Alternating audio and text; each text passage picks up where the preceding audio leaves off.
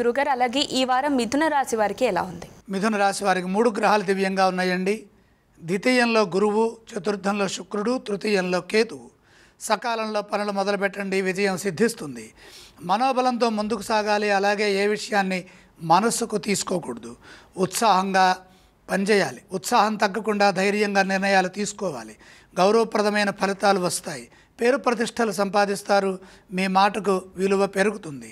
ఆర్థిక అంశాలు అనుకూలంగా ఉన్నాయి. దైవబలం సదా మిమ్మల్ని ముందుకు నడిపిస్తుంది. చిత్తశుద్ధితో చేసే పనులు సత్ఫలితాన్ని ఇస్తాయి. వ్యాపారంలో నూతన ప్రయత్నాలు ఏవి చేయొద్దు. ఉన్నదానికి ఎటువంటి ఇబ్బంది కలగకుండా జాగ్రత్తగా కాపాడుకోవడం మంచిది. ముఖ్యమైన కార్యక్రమాల్లో 1-2 సార్లు ఆత్మీయులతో కలిసి ఆలోచించి ప్రణాళికలు సిద్ధం చేస్తే మంచి జరుగుతుంది. లేకపోతే ఒత్తిడిలో పొరపాట్లు జరిగే అవకాశం ఉంది.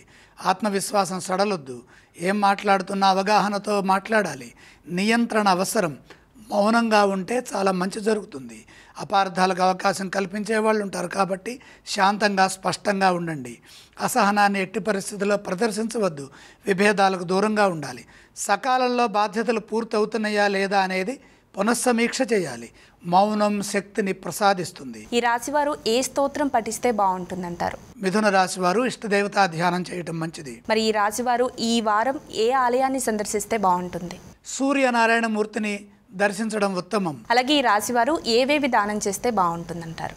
సూర్యప్రీతిగా గోధుమలు దానం చేయండి.